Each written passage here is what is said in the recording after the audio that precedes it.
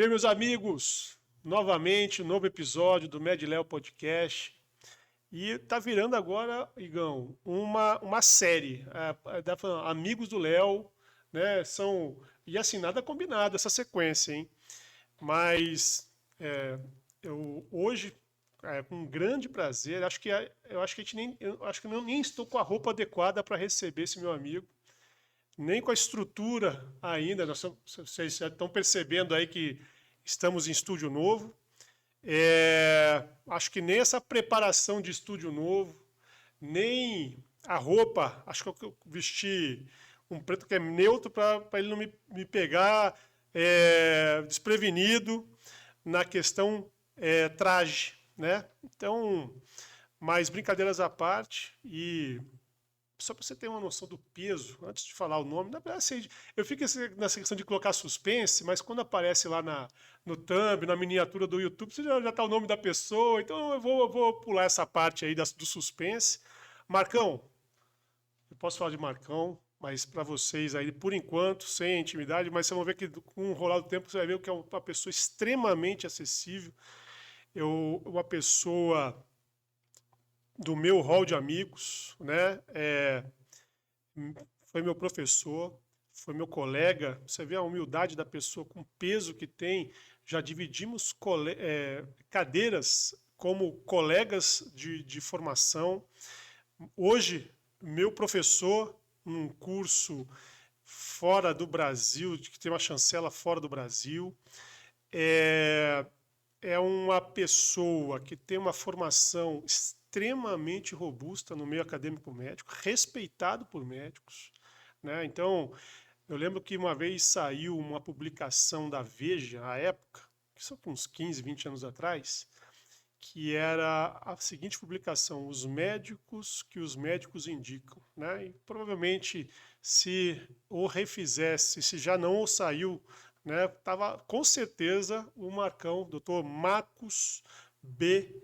Conte, né, estaria ali presente. Então, uma robusta formação, se eu não me engano, deve ser o FRJ de cabo a rabo, se eu não me engano, né? Então, assim, mas ele vai falar um pouquinho sobre essas formações.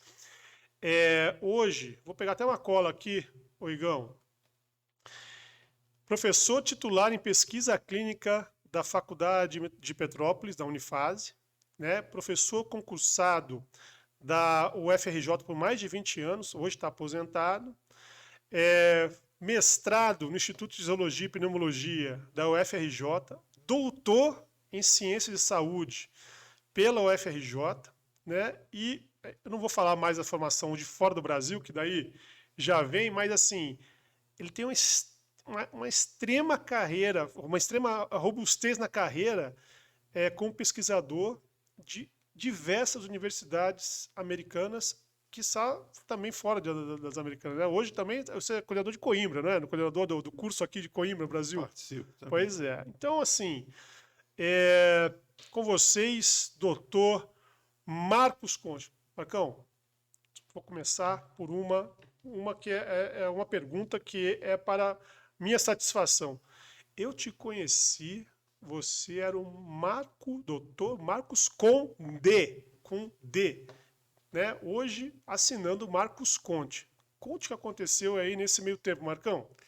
Léo, prazer estar aqui. Muito obrigado pelo convite, pelas suas palavras, né, gentis e exageradas, pela amizade que nos une, que é muito fraterna. Eu estou muito feliz de estar aqui participando. É uma honra para mim muito grande. Marcos Conde foi a minha identidade secreta durante muito tempo. A minha família é italiana. Quando chegaram ao Brasil por uma dessas questões na vida, meu avô chamado Giovanni Conte, era uma tradição na minha família que o neto sempre se chame Giovanni Conte. Então, meu nome era para ser Giovanni Conte, assim como o do meu avô era Giovanni Conte, o avô do meu avô era Giovanni Conte, sempre foi assim. Mas, durante algum tempo, lá pela final da década de 1930, começo da década de 1940, não era muito popular no Brasil ser nem italiano nem alemão, porque o Brasil estava em guerra com esses dois países. Então, de uma forma geral, essas pessoas, quando podiam, eu imagino que seja esse motivo, eu não sei porque meu avô já morreu e ele não falava desse assunto. Uhum. E o meu avô, nós sabemos que o nome dele era Giovanni Conte, mas ele assinava como João Conde. Mas Uhum. ele nunca se naturalizou brasileiro, nunca mudou nada. E meu pai, há mais de 40 anos, corrigiu esse erro. Uhum. E o meu nome não foi Giovanni Conte, também Uhum. no seu motivo, porque meu pai também já faleceu. Uhum. Ele fez a correção de Conte, mas hoje é tudo muito fácil, via internet, você agenda tudo. Há 40 anos, 30 e tantos anos atrás, não era tão fácil. E eu fiquei com medo de mudar o meu nome de Conde para Conte, porque isso podia dar problema na minha geração. Nós entrávamos no emprego sonhando como seria a aposentadoria, né? Esse era o Certo. negócio. Então eu fiz concurso, eu sempre fui funcionário público. Eu Certo. trabalhei no Instituto Nacional de Câncer, no Uhum. setor de terapia intensiva, Uhum. transplante de medula óssea, e depois eu fui professor da UFRJ durante acho que uns 25 anos. Uhum. E por quê? Porque na minha cabeça foi incutida a ideia de que eu tinha que ser funcionário público para ter uma boa aposentadoria. E eu morria de medo de, mudando o nome, dar algum problema no negócio. Eu Entendi. sei que sou ridículo agora, mas é como era o pensamento. Então, depois, acredite se quiser, depois que eu me aposentei, eu fui e corrigi meu nome oficialmente. Porque na Itália eu sempre fui Conte, meu passaporte na Itália era Conte, Uhum. e agora o meu passaporte brasileiro também é Conte, então agora eu harmonizei. Tanto é que se você for no PubMed, que é um método buscador de artigos científicos, se você botar Conte Uhum. MB, que é Uhum. como a gente procura, Uhum. vai achar talvez só 4 ou 5 artigos. Uhum. Por outro lado, se você botar Conde MB, você vai achar a minha produção acadêmica dos últimos 20, 30 anos, Que é que era robusto. assim que eu me apresentava. Então, eu brinco com isso, sempre me perguntam a mesma coisa. E a explicação, assim, o motivo da mudança de nome, eu não sei se foi uma questão brasileira, se foi por conta da época da guerra, não sei, mas eu só sei esses fatos. Esse é o, Perfeito. esse é o motivo. Tá E a minha família respondido. é do interior da Itália, de um piccolo paese que se chama Rotonda, na região da Uhum. Basilicata. Sim. Siamo tutti lucani. Tô lembrando que quando eu estive lá, você mandava assim: e aí, Léo, você tá por aí? É, Como você tá? Então, é, Marcão, esclarecido, né? Agora somos a mesma só pessoa, é a conte, mesma conte. pessoa, né? Porque esse é italiano, o cara tem quase 2 metros de altura, né? Aí, pô, o cara, imagina o professor, Igão. Pô, o cara olhou todo, acho que não tinha uma conversa paralela ali com o italianão aí. Só que, Marcão, aí você falou sobre a sua carreira. E eu, como te apresentei, e isso é um fato entre os colegas médicos, você é um cara muito conhecido, não só da questão das produções acadêmicas, da pesquisa científica, mas também pela pneumologia, né? Tanto que você colocou aí que foi ah, ah, atuou no INCA, atuou muitos anos na UFRJ como professor, e você é muito conhecido no meio médico pela pneumologia e por tuberculose, pelo ser um cara, não só na mídia também, né?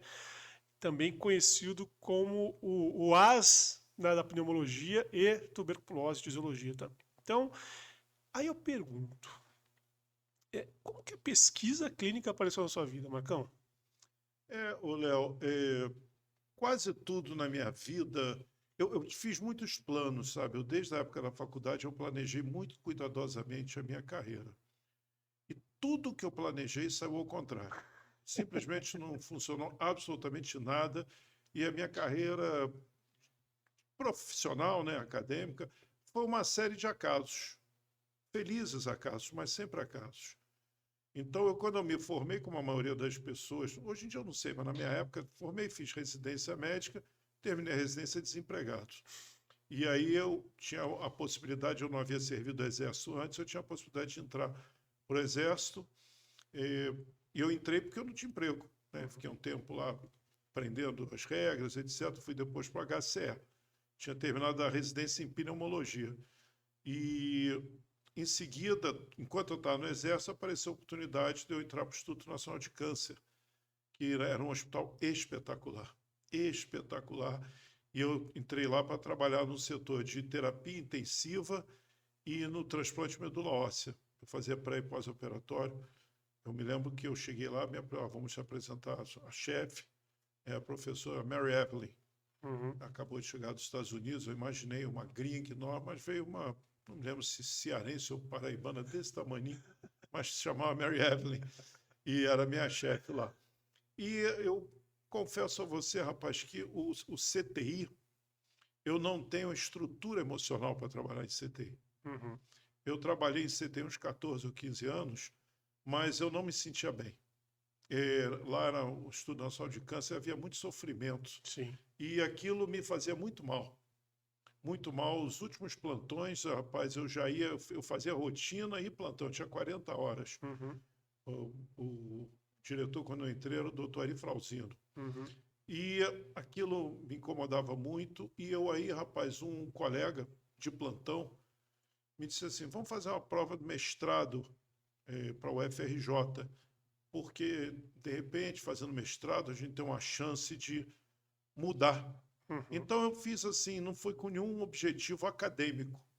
Eu fiz a prova de mestrado porque eu queria dar um jeito de sair do CTI, sobretudo o CTI do INCA, que era um hospital espetacular, médicos maravilhosos, pessoas espetaculares, mas o CTI me consumia muito, eu não me sentia bem. E aí fui fazer o mestrado e aí entra uma coisa interessante, né, rapaz? Eu estava refletindo sobre isso há poucos dias. Eu sou a mesma pessoa que eu sempre fui. Sim. Quando eu fui fazer a prova para o mestrado, naquela ocasião era por prova. Hoje o sistema é um pouquinho diferente. Havia 7 vagas, Uhum. 8 candidatos. Eu tirei 7º lugar. E, se eu não me engano, o 8º desistiu. Então, eu quase não passei. Eu fiz o mestrado e, quando eu terminei, só indo um pouquinho mais adiante, antes de eu falar o que eu ia falar. E aí, depois, eu fui fazer o doutorado. Eu fui convidado para fazer o doutorado. Havia sido iniciado o doutorado na UFRJ, a primeira turma estava em andamento e eles ligaram para mim. O doutorado não era por prova, era entrevista. Uhum. E eu tinha acabado de chegar dos Estados Unidos, eu tinha passado um tempo, eu vou falar sobre isso daqui a pouco, na Universidade da Califórnia. Meu mentor lá era o cara que mais entendia de tuberculose no mundo, chamava Philip Hope. Eu chamo, porque ele é vivo. Uhum. E ele gostava muito de mim e tudo. E lá eu fiz muito boas amizades. Tinha um livro de pneumo que existe, Murray, é o melhor livro de pneumo que existe. Foi por onde eu estudei. E o Dr. Murray era o chefe do serviço aposentado, o Dr. Hope estava substituindo ele. Então, as visitas de manhã, eu acompanhava as visitas do Dr. Murray, que era... O Dr. Hope me tratava muito bem. O Dr. Murray era um sujeito muito fechado, ele usava uma gravata borboleta, né? E totalmente impaciente comigo, porque ele falava, né, passava a visita, fazia uma pergunta, eu não tinha entendido o inglês, né? Uhum.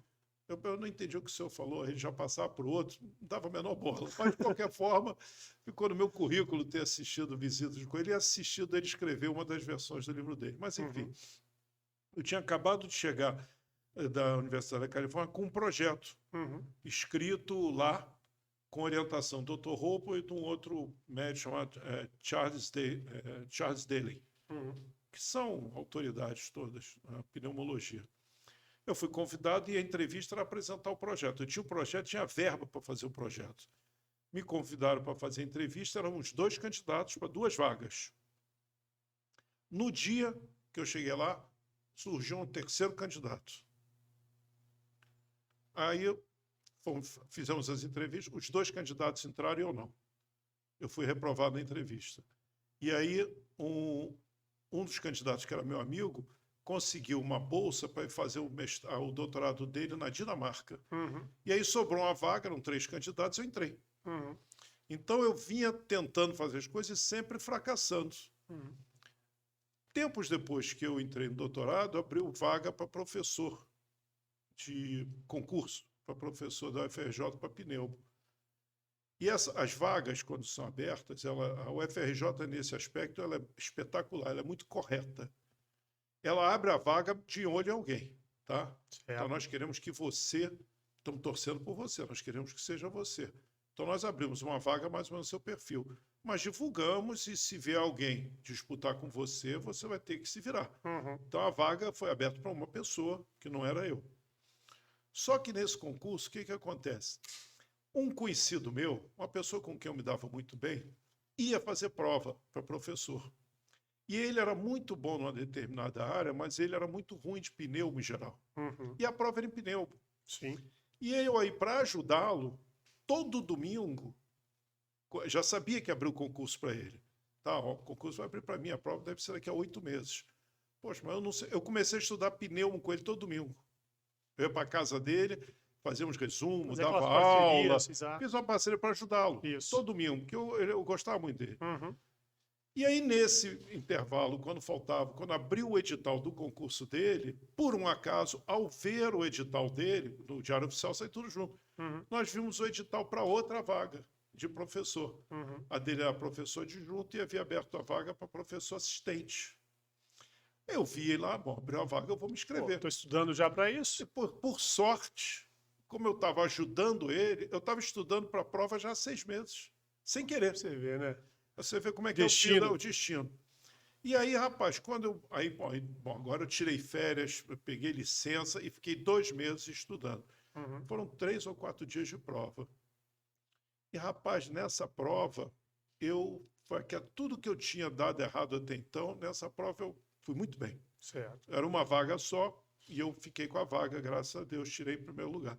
Mas foi até 2 coisas interessantes. A primeira é que no dia, é horrível, não é assim, não aparece uma lista com os nomes de quem foi aprovado. Eles botam todos os candidatos e suas torcidas numa sala e parece coisa de escola de samba, porque diz assim, a banca eram 3 pessoas. Então, assim, por exemplo, prova escrita, candidato Léo, professor fulano, a prova escrita dele, nota 9. Aí escreve lá.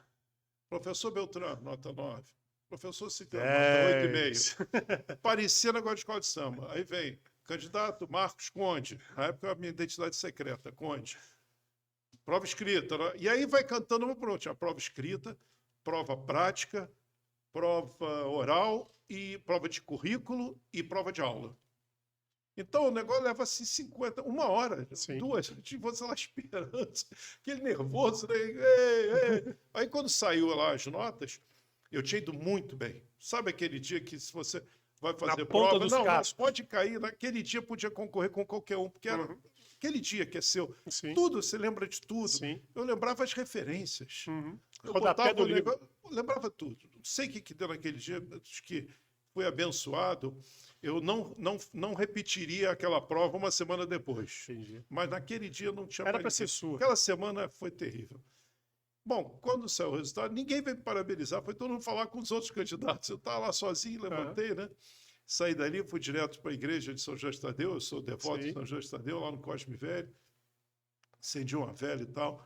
Aí saí dali, tinha um sujeito vendendo uma cerveja, assim, numa carrocinha. Eu fiquei, meu amigo, quantas cervejas geladas tem? Ah, estou com 4, me dá as 4. Naquela época não tinha nem 5. Exato.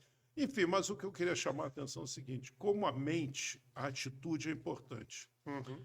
Eu entrei para aquela prova sendo um médico, eu saí daquela prova sendo exatamente o mesmo médico. Uhum. Só que foi acrescentado ao meu nome um sobrenome institucional. Eu me tornei Marcos Conde da UFRJ. Então virou um outro sobrenome. Isso.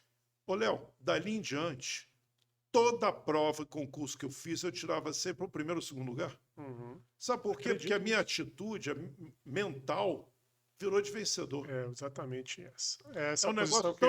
Eu estou querendo falar isso contigo. porque é um testemunho de que o que faz você vencer, rapaz, é perseverança, um pouco de sorte, mas, sobretudo, atitude mental. É exatamente isso. Rapaz, mas assim, tudo... Eu fiz o curso de perícia médica, dano corporal mais tarde, na Universidade de Coimbra.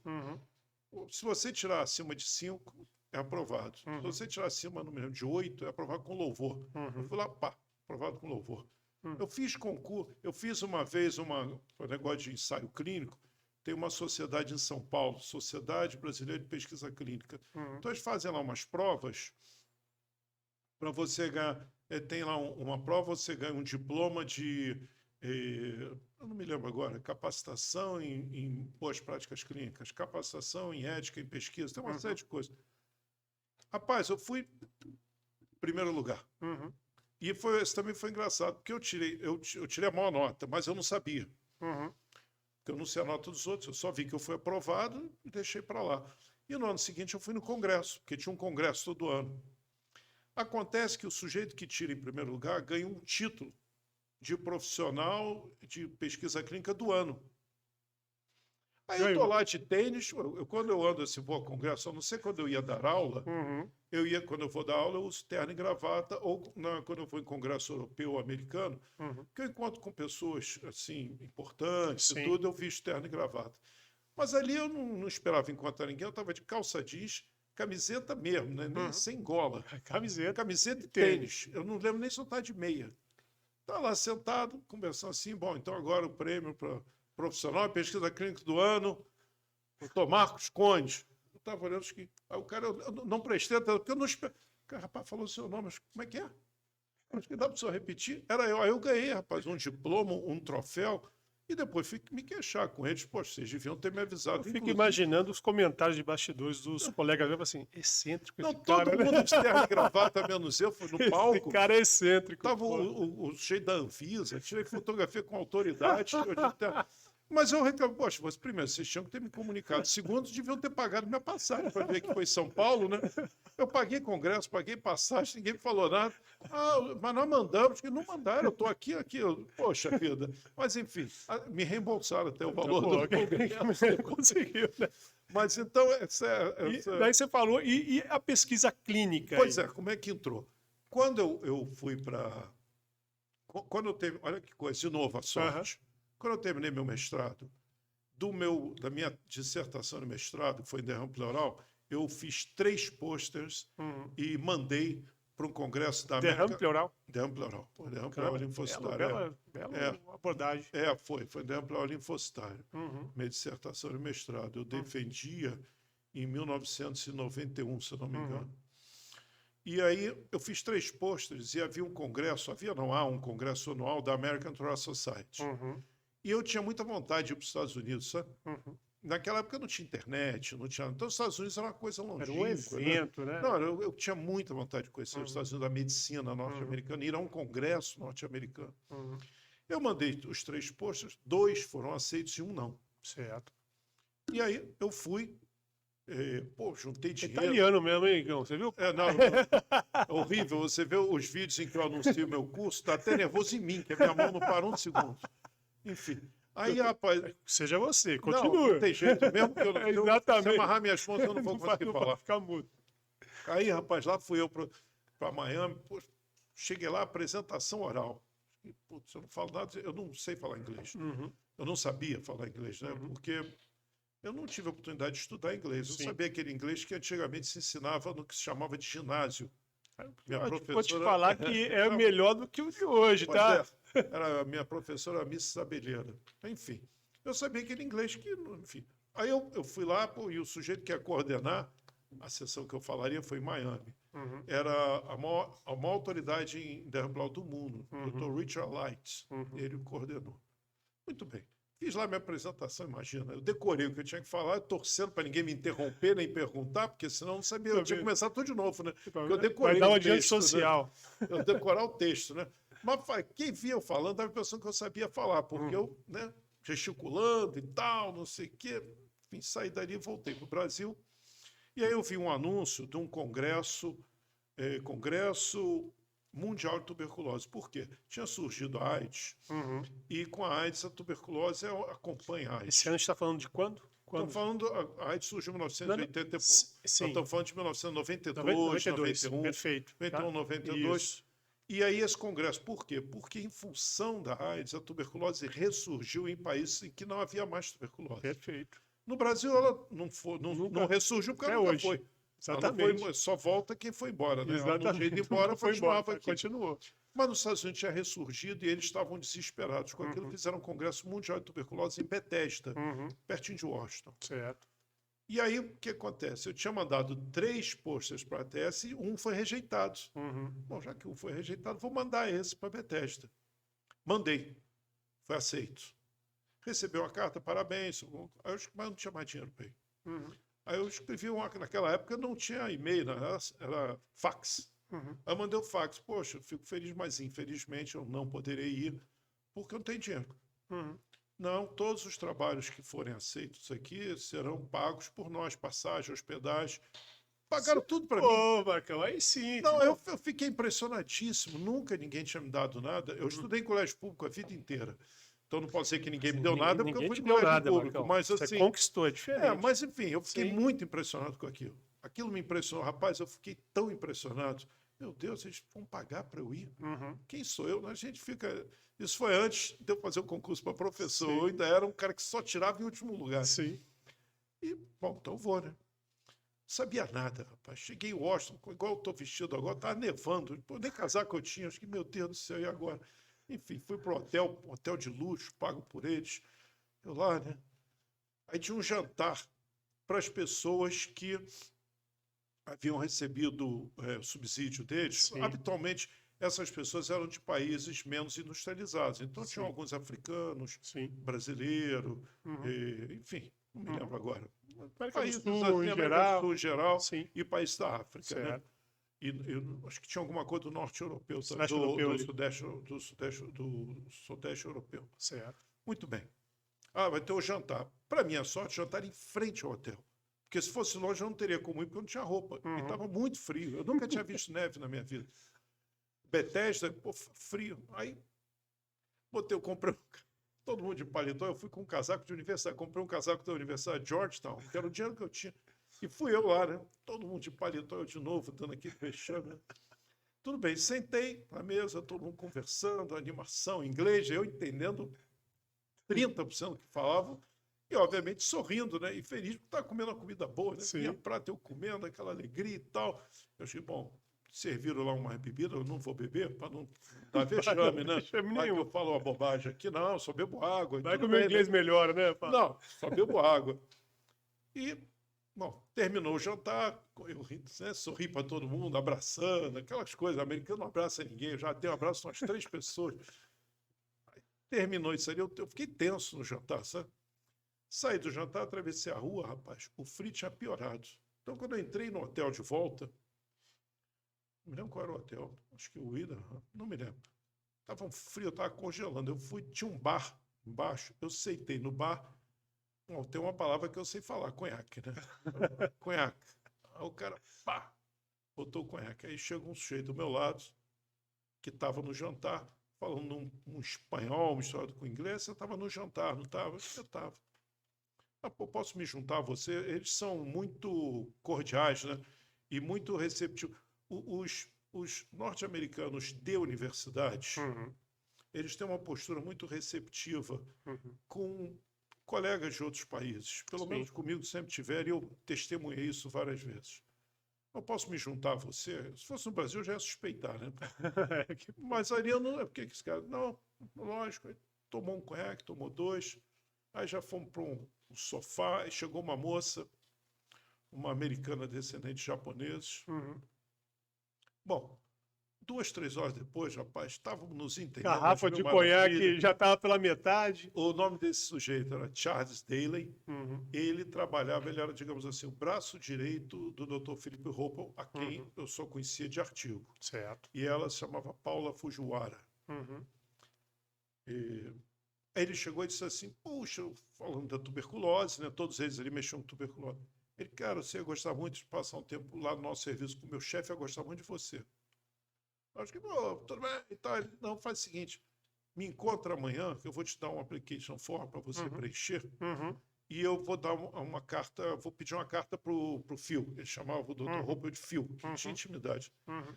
E, rapaz, no dia seguinte, eu numa ressaca tremenda, encontrei-o, mas fiquei com vergonha de cobrar. Vai que não lembrou, vai que era um Não, papo. pois dá né? papo de bêbado. É. Né? Brasil é assim, Brasil né? A é, gente combina Brasil tudo, é, né? exatamente. Mas não, rapaz, ele mesmo veio com a application form, me ajudou a preencher. E, não, você pode achar comigo. Uhum. Tudo bem. Rapaz, tempos depois, foi novembro de 1992. Olha que coisa. Em janeiro, fevereiro, eu recebo um fax no Instituto Nacional de Câncer, onde eu trabalhava. Uhum. Eu li aquele, o fax enorme, que agora, né? Eu trabalhava nessa época, eu fazia rotina, eu fazia plantão CTI e rotina na radioterapia. O meu chefe era o Miguel Guizar, que tinha passado um tempo no Canadá, falava inglês muito bem. Eu disse, pô, Miguel, o que está escrito aqui? Estou te congratulando. Você ganhou uma bolsa de estudo do Fogart Program para passar um tempo com o Dr. Philip Hopel em São Francisco, na Universidade da Califórnia. Acho que quando? Maio. Isso, Foi daqui novembro. Um mês e meio. Não, novembro eu fui. Foi. Recebi isso em janeiro, fevereiro, já aqui em Caramba. maio. Olha a reviravolta na vida aí. Rapaz, é aquela confusão. E aí me mandaram um papel que eu tinha que pegar um visto especial. Acho que chamava J1, não me lembro. Que era um visto especial. Não era aquele visto A, B. Era um Sim, visto. sim. Mas eles mandavam isso, você ia Só tem direto duas na... opções, é investidor, né? Ou o seu era, ou seria investidor Não, ou... o meu era de pessoa que vai estudar e que garante que vai voltar. Eu não sei muito bem. Eu sei que quando eu dei por mim, rapaz, eu estava em São Francisco. Eu não existia cartão de crédito naquela época no Brasil. Eu tinha $100 no bolso quando eu cheguei. Como eu não sabia nada, cheguei num feriado. Aí eu tentando falar lá, eu não entendia direito as coisas, eu não sabia inglês. Eu comprei um livro de inglês, comecei a estudar inglês assim, um mês antes, que nem um desesperado. Essa imersão, né? Depois que Não, a água bate, né? aí começa uma série, tipo, eu cheguei lá, rapaz, olha o que eu tinha que fazer. Quando eu cheguei lá, eu tinha que telefonar. Embora eu estivesse em São Francisco, a minha bolsa era pela Universidade da Califórnia de Berkeley. Dr. Art Rangel, que era o responsável. Ele me deu a bolsa a pedido do Dr. Philip Hopper. Sim. Então eu tinha que ir a Berkeley para conversar com ele. Aí eles iam me dar um. Aí, primeiro, eu tinha que ir a Berkeley. Já começou o problema, porque eu não sabia onde era. E todo mundo falava assim: não, take a BART. Mas que BART? Deve ser um ônibus. E eu procurando, não, rapaz, depois de algum tempo, eu tinha que ir, eu já estava uns 2 dias lá, já sem dinheiro para comer direito, e eu não conseguia chegar em Berkeley. E a mulher só disse assim, não, você antes de ver pelo telefone, uma luta, entendeu, em telefone. Isso fazia 5 telefonemas, caía a ficha. A mulher disse, não, você tem que vir aqui, antes de vir falar comigo, você vai anunciar onde para fazer o seguro-saúde, o endereço tal. Do seguro-saúde, você vem aqui, conhece o Dr. Art Rangel, eu vou te dar o cheque. Não, vou te dar um... Aí eles me davam um papel, eu tinha que fazer um Social Security, depois com o Social Security abrir uma conta no banco, que eu abri no Wells Fargo, depositar o cheque para tirar o dinheiro. Rapaz, primeiro foi a luta para descobrir esse tal do BART. O BART é um trem que vai por debaixo da Bahia. Então você soltava lá no centro de metrô, aí pegava o BART, que ia por debaixo da Bahia, passava em Oakland, depois chegava em Berkeley. Aí em Berkeley eu fui lá, fiz o Toys and Back, procurei a mulher, aí tinha que ter Social Security. Tirar o Social Security, rapaz, é um lugar assim assustador, com gente estranha, sabe como é que é? E lá é o seguinte, eu preenchi o negócio, e eu preenchi errado. Então eu entregava lá, tinha uma senhora, assim... Com a má vontade. Rapaz, ela não tinha nem má nem boa. Ela não tinha vontade. Ela simplesmente olhava, tá errado, e me devolvia. Mas onde eu errei? Ela, next, please. Que nem filme. É verdade aquilo do filme. Acontece exatamente daquele jeito. Na 4ª vez que eu estava na fila, isso tudo, rapaz, parece mentira, é pura expressão da verdade. Tanto é que eu me lembro detalhes. Na 4ª vez... eu já com o olho cheio d'água, porque começou a escurecer, eu com o cheque no bolso, sem poder pegar o número. Aí, rapaz, o guarda, um sujeito enorme, assustador, se penalizou, veio assim com o dedo, sem falar comigo, só botava assim, porque era de preencher, né? Ele botava aqui. Aí eu... Aí entreguei, a mulher aceitou, me deu um número provisório, depois o meu Social Security chegou pelo correio. Com esse número provisório, no dia seguinte, eu fui no Wells Fargo, abri a conta. Aí quando eu estava saindo desse negócio, já de noitinha, e quem conhece Berkeley foi assim, acho que onde nasceu o movimento do hippie. E lá em São Francisco, naquela época, esse negócio das drogas era muito livre, sabe? As pessoas consumiam droga, você olhava na rua, uma pessoa esquisita. Berkeley só tem... Rapaz, de tardinha, andando de noite, me deu um medo. E quando eu estava saindo... os americanos eventualmente falam assim, quando você, em vez de dizer goodbye, eles falam assim, take care. Só que take care, tome cuidado, né? Tome cuidado. Eu já achei que ele estava dizendo para eu tomar cuidado. Saí apavorado dali, rapaz. Bom, enfim. Take care. Eu fiquei olhando para os lados, pô, vão roubar meu cheque, vão me assaltar. Né? Assim, em outro país, né? Aquele negócio. Eu já treinava Aikido há muitos anos. Eu falei, não, mas eu vou brigar aqui, vou levar minha vida, mas não levo esse cheque, não. Aí, finalmente, bom, e foi assim, depois em São Francisco, Eu fui para lá em 1993. Sim. Então, a primeira coisa que me surpreendeu lá é que eu li um artigo que se chamava Como Ler Artigo Científico. É uma série que começou a ser publicada acho que na JAMA ou Lancet, acho que é Lancet, e que até hoje existe. E começava com o pessoal dizendo aquilo foi... E aí eu tive que escrever um projeto de pesquisa que eu nunca tinha escrito. Sim. Esse Charles Daly me ajudou a escrever e me indicou um curso de um professor que tem um livro que é Design Clinical Research, ou seja, delineando a pesquisa clínica. Eu não pude fazer o curso dele oficialmente, porque primeiro que já havia começado e custava, eu não tinha bolsa para aquilo. Então eu fiz o curso, eles chamam lá como assistente. Em outras palavras, você assiste o curso, mas não ganha diploma. Isso. Então eu fiquei assistindo e comprei o livro dele, Dr. Holley. Watcher, né? Holley. Não, que o Watcher, né? Que o pessoal usa, que só assiste ali o... É, o Watcher, eu não me lembro o termo agora. Mas era uma coisa que eu assistia, mas... e o Dr. Holley era o que era lá em São Francisco. Sim. E o livro... Então, com esse livro Design in Clinical Research, que eu recomendo até hoje, com meus orientados, mestrado, doutorado, eu recomendo esse livro. É espetacular. O livro só melhora. E aí eu escrevi um projeto de pesquisa, e aí eu descobri que eu não sabia ler artigo científico. Eu pensava que eu sabia ler artigo científico, e eu descobri essa coisa chamada pesquisa clínica. Eu vim para o Brasil com esse projeto, que acabou depois, foi o meu primeiro artigo importante, foi ideia do Dr. Hopper, e eu aprendi a fazer reunião também com o Dr. Hopper. Ele fazia reunião assim, que horas é a reunião? 1 hora. Ele falou, nossa reunião é de 1 a 1h20. Aí ele botava um despertadorzinho que tocava 1h20. Tum. Aí, a primeira coisa Sensacional isso. Aí ele chegou, Marco, qual o projeto que você vai fazer? Eu fiquei uns 10 minutos explicando o projeto. Né? Está quase terminando o tempo. Quando eu terminei de explicar, ele disse para mim, disse assim, and so what? Em outras palavras, e daí? Cara, eu vi que eu vou falar a pergunta agora. mais difícil do mundo É mais essa. difícil. Bom, ficou o restante em silêncio, né? Eu não consegui falar, e daí o que nem não entendi. Aí marcamos outra reunião. Aí eu esqueci assim, Dr. Roupa, o senhor tem alguma sugestão? Ele tem. Nós aqui estamos fazendo muito scar reduzido para pessoas com suspeita de pneumocistose, pneumociscarine, e o scar reduzido está tendo um rendimento igual ou melhor do que o lavado broncoalveolar. Vocês no Brasil, tuberculose, vocês ainda fazem, quando é um paciente com tuberculose e sem escarro, que até hoje nós temos, né? Isso. Como é que vocês fazem o diagnóstico? Nós fazemos 2 coisas. Lá no ITP, o Instituto de Fisiologia e Pneumologia, nós fazemos o lavado traqueobronco. Anestesiava com uma agulha de hipofarinha, jogava um soro dentro da traqueia, segurando a língua. O sujeito tossia na minha cara, com suspeito de tuberculose, pingo no meu óculos e jogava num frasco. Ou então fazia uma broncoscopia, quer dizer, Absurdo, com alto né? risco, né, da gente. Um professor nosso lá teve hepatite de broncoscopia e hemoptise, né?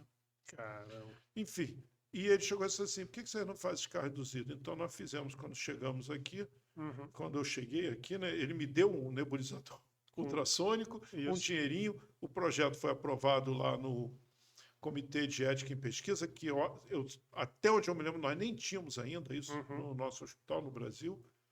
E aí nós comparávamos o scar reduzido com o lavado broncoalveolar. Esse artigo foi o primeiro artigo importante, foi uma tese. Para o público que não é médico, o scar reduzido é aquela nebulização, igual a criança faz ali, com uma solução extremamente salgada, né? Vou colocar aí.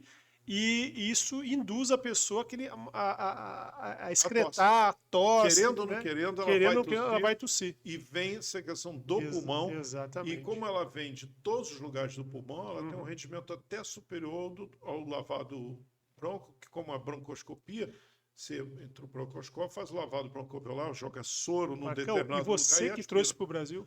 Não trouxe para o Brasil. Quer dizer, eu trouxe o nebulizador. Mas, assim, essa ideia... que não é original. Primeiro que não é minha. Não, sim, não, mas assim... Foi do Dr. Roupa. Exatamente. Eu estou dizendo que você bebeu daquela fonte e trouxe o compartilhamento do saber para cá. Esse trabalho, no Brasil, eu acho que ele foi original. Ele foi publicado naquele American Journal of Respiratory and Critical Care Medicine, que é a revista mais importante de pneumo dos Estados Unidos, que é da American Thoracic Society. Sim. Então, esse trabalho. Aí depois eu fiz um segundo parecido em paciente com derrame pleural, mostrando que paciente com É derrame que pleural você é tem muito descarga humilde, Marcão, positivo. mas assim, é porque dá a César o que é de César, né? Então, assim, quando a gente fala do lavado, né? Desculpa, da estimulação Descarga do induzido, que descarga a gente chama. induzido, foi você que trouxe Não, para o Brasil, né? não, Você assim, não pode, a ideia infelizmente origem. até hoje não é muito utilizado, né? Pois é. A ideia era que isso fosse nos postos de saúde. Lá Uhum, no Hospital do Fundão, uhum, onde eu fiz a minha carreira em pneumologia, nós temos descarga reduzido. Eu já estou aposentado, mas imagino que tem até hoje.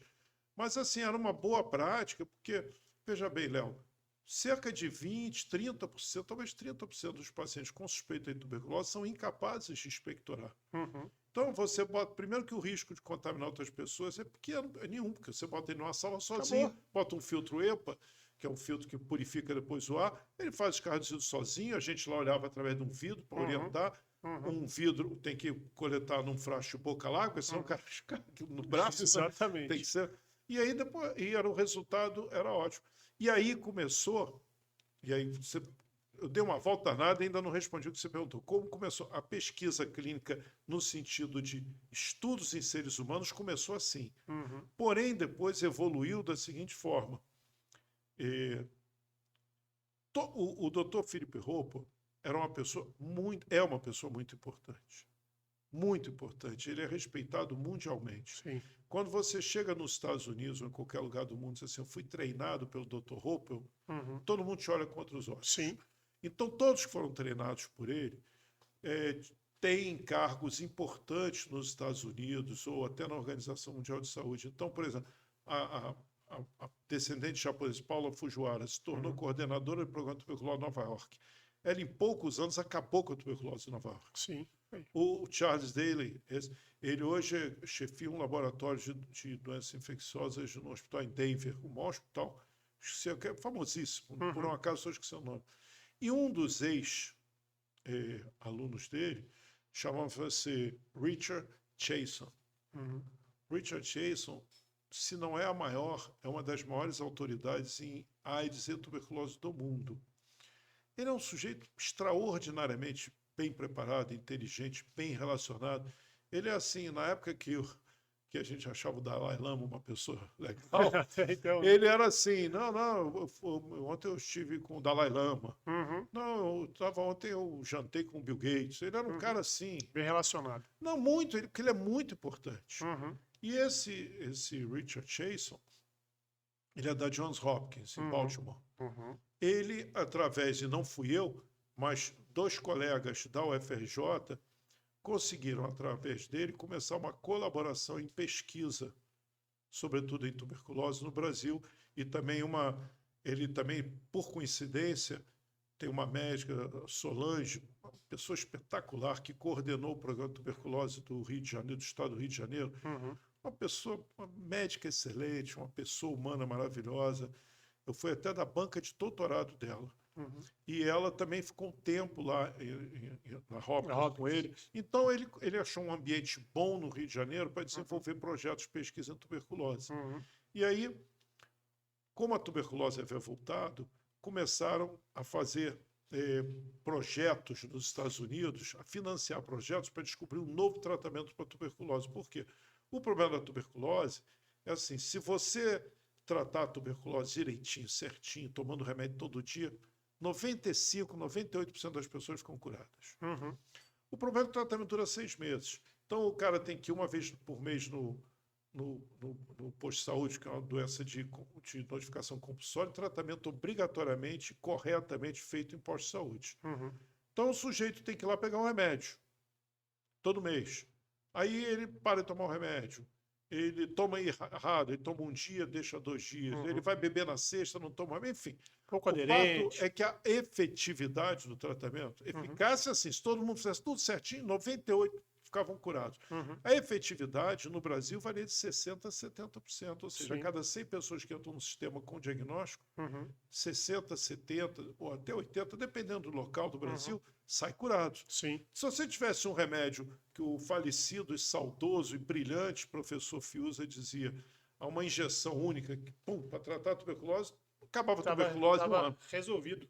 Então, qual é um dos objetivos hoje em dia? Reduzir o tempo de tratamento. O tempo de tratamento de tuberculose já foi 18 meses. Depois Caramba. passou para 12, atualmente em 6. Então Uhum. está se tentando reduzir para 4. Uhum. E o CDC, o Centro for Disease Control de Atlanta, Uhum.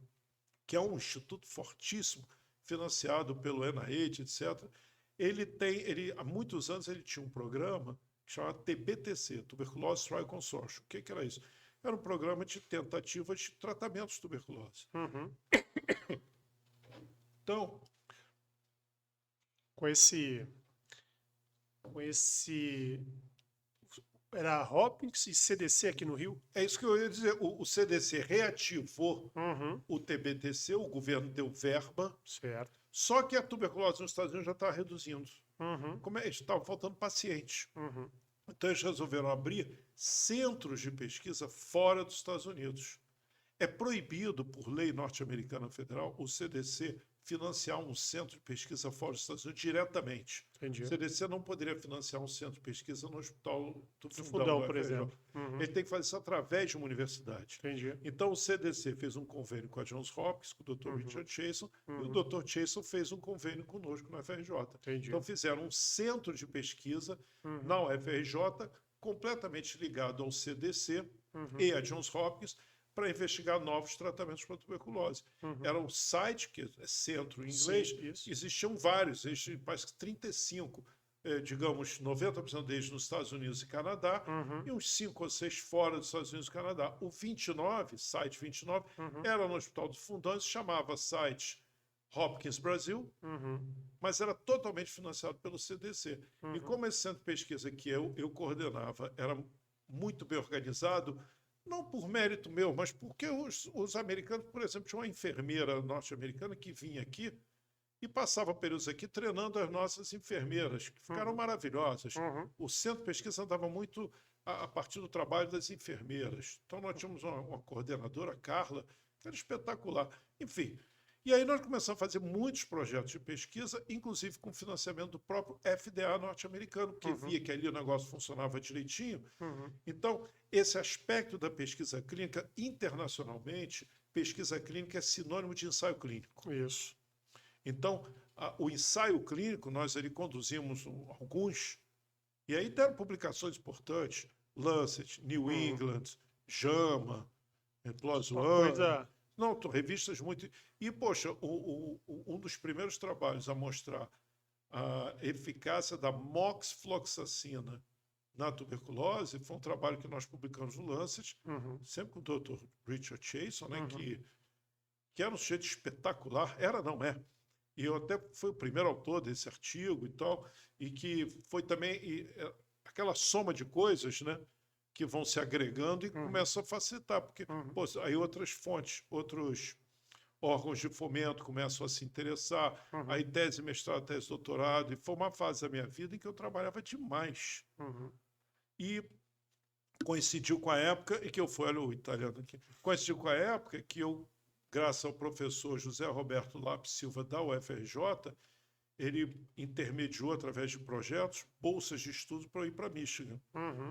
Eu fiz cursos na Escola de Saúde Pública. Que é a sua formação mais robusta e internacional. Isso é a minha formação mais forte em pesquisa e em medicina baseada em evidência, que ainda não se chamava medicina baseada em evidência. Qual é o nome?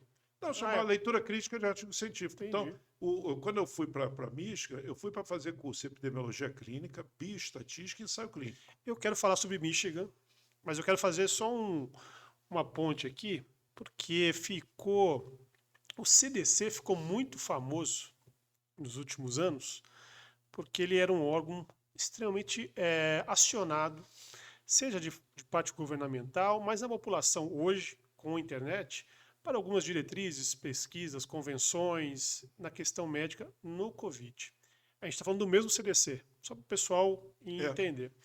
Esse site 29 Brasil, né, em relação à tuberculose, ele também direcionava as convenções, essas diretrizes? Vocês tinham esse poder ou é apenas não, mas era um ponto de análises do mercado como um todo, clínico? Não, como funcionava assim.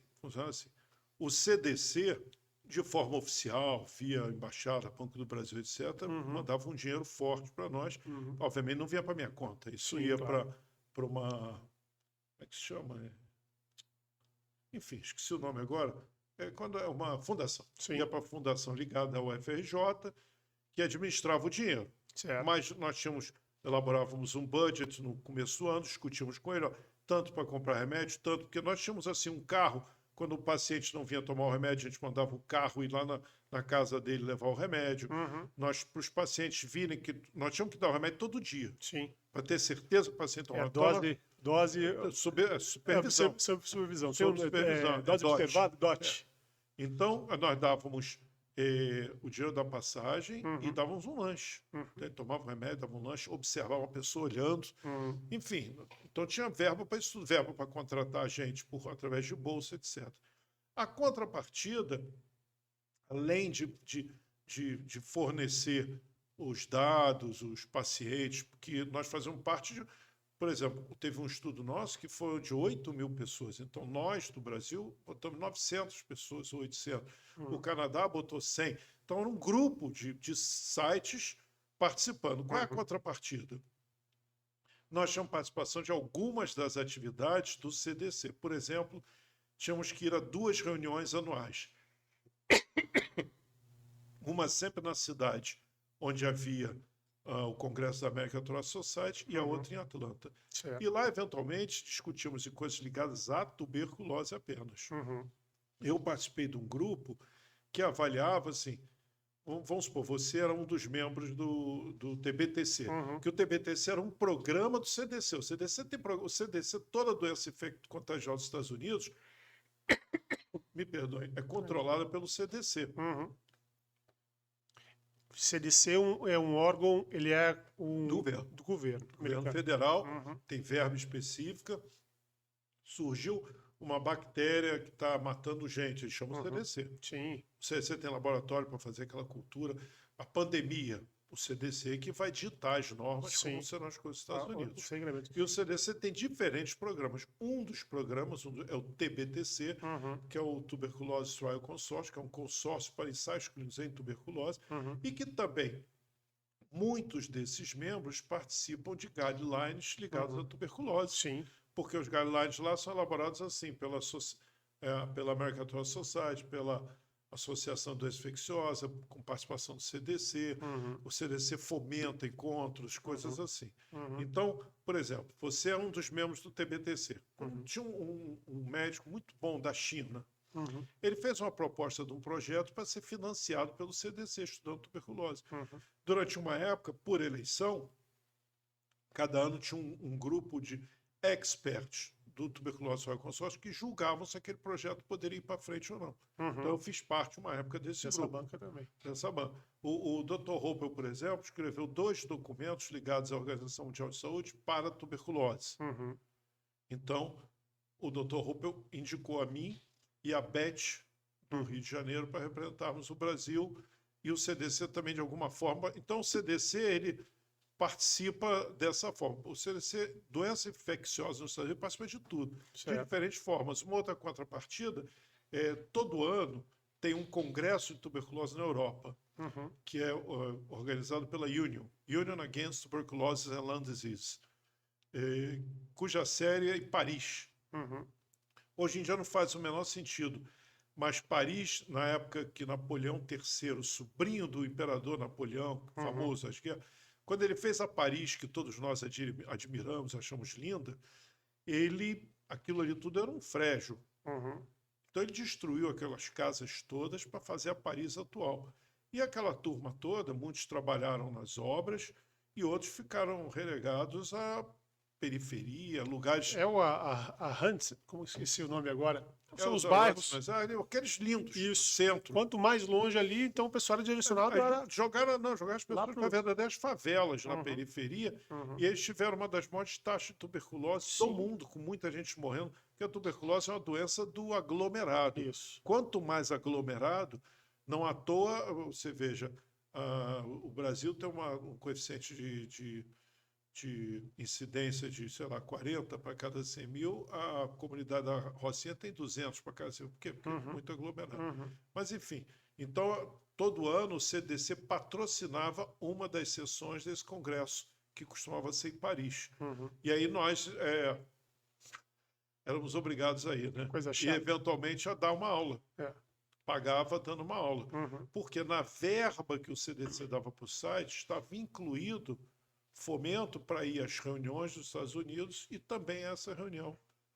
Então, a verdade... Só Paris você foi quantas vezes, Marcão? Consegue Por lembrar? conta desse... Não, por conta do trabalho, a passeio muito poucas, mas a trabalho umas 12 ou 14. Agora que aposentou, pode virar um guia para brasileiro. Eu viajei muito. Aquela história, você, né, um professor, pesquisador, não ganha bem, assim, eu acho. Né? E logo depois eu virei dedicação exclusiva, então eu fechei consultório. Mas assim, eu tinha um ganho indireto, eu convivi com pessoas simplesmente geniais, eu tive a oportunidade de jantar ou almoçar com pessoas extraordinárias. Eu ficava observando, babando, aprendendo e olhando para mim, né? A gente olha de onde veio e chega a pouco, como é que eu estou do lado. Professor Grosset, que foi do Instituto Pasteur há muitos anos, ele ao se aposentar, o pessoal da Hopkins chegou, não, o que você quer para vir morar aqui em Baltimore? Deram tudo para ele, deu uma caixa de vinho por semana, ele foi para lá com 80 anos e disse uma vez num jantar que talvez as melhores publicações dele foram depois que ele se aposentou do Instituto Pasteur. Porque os Estados Unidos têm nenhum lugar é perfeito, ele tem suas restrições, mas quando eles acreditam em você, né? Então eles te dão dinheiro para você tem que cumprir. Sim. Né? Eles me davam fomento. Eu tinha que cumprir tudo que eu tinha prometido, senão eles acreditam, trabalham muito por tarefa. Então eles deram todas as chances. Eu tive a oportunidade de ouvir o Dr. Grosset discutindo, eu tive a oportunidade de ver ele criticando um artigo meu.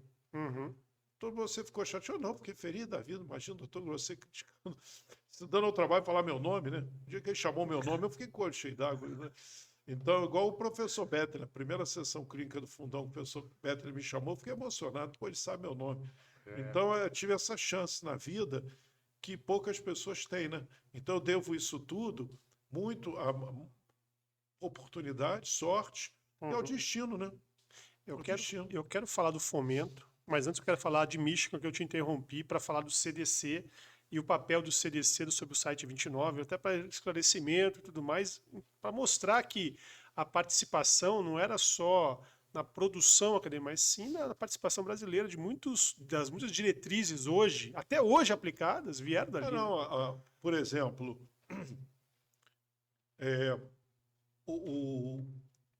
hoje nós fazemos, por exemplo, um contato de pacientes com tuberculose com um PPD de 5 milímetros ou mais de diâmetro, a gente indica quimprofilaxia, ou chamada de tratamento de tuberculose infecção latente.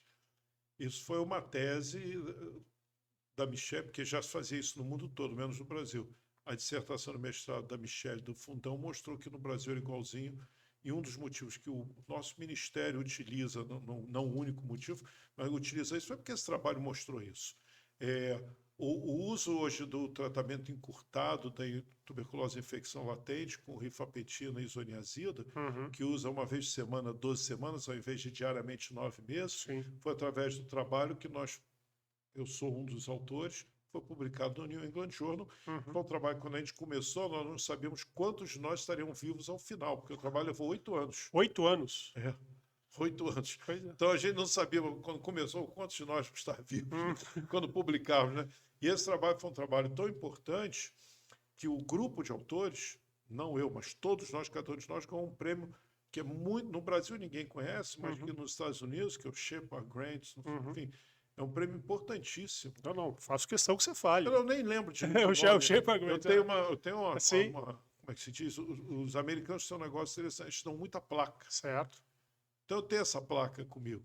É um prêmio muito importante nos Estados Unidos. Os autores, não eu, o governo, o órgão de fomento norte-americano, não sei exatamente, CNS, eu não me lembro qual, junto ao CDC, eles avaliam todos os trabalhos que foram publicados naquela área, naquele ano, e nomeiam tantos para serem, é que nem o Oscar, né? Tem 5, um é o escolhido.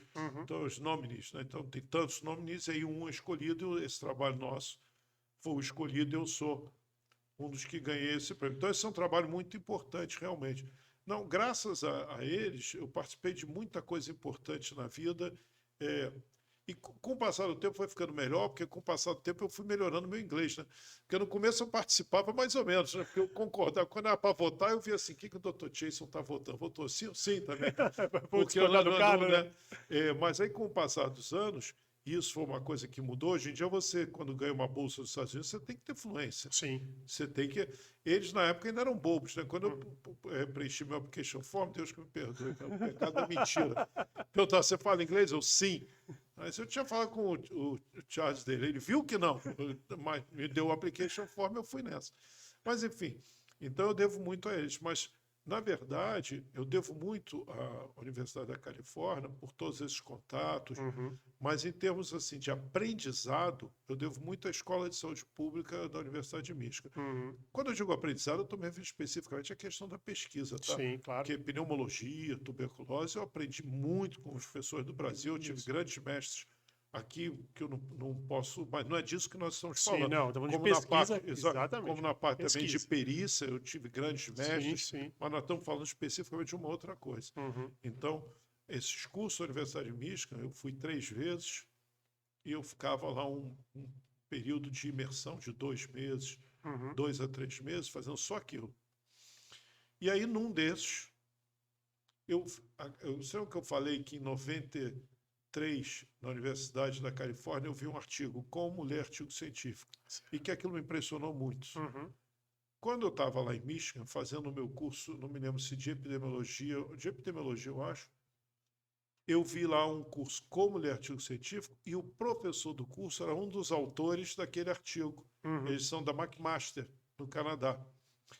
E era um curso assim, que era toda tarde, numa semana ou 2, em que eu estava livre. E eu fui fazer, assim, tipo... E aquilo mudou minha vida. Hoje em dia esse curso se chama Curso de Medicina Novamente o Baseada em acaso, né, você Evidência. tá colocando. Totalmente por acaso. Totalmente por acaso. Eu acho até que quem me mostrou o curso foi um uruguaio, de quem eu fiquei muito amigo lá na época, que também eu morava no alojamento, Sim. chamava Moss Jordan Residence. Era um alojamento enorme e os quartos eram duplos, mas no meu eu fiquei sozinho. Aquele banheiro coletivo, né? E muitas histórias engraçadas aí, mas isso nesse momento não importa. O que importa é que eu fiz esse curso e quando eu voltei para o Brasil, eu comecei a fazer outros cursos, depois voltei lá, fiz mais cursos, porque esse que eu fiz lá era só de como ler artigos de teste diagnóstico. Depois eu fiz ensaio clínico, etc. E com o passar do tempo, eu tentava passar isso aqui no Brasil para residentes, mas ninguém me dava bola. Eu, por exemplo, eu dava uma aula disso para os residentes. 2 ou 3 se interessavam, os outros nem tanto. Todos que se interessaram não se arrependeram. E é com tristeza que eu vejo que continuam não se interessando. Eu converso com os médicos e isso hoje em dia não se restringe mais aos médicos. Por quê? Nutricionista passa vitamina, passa isso, passa aquilo.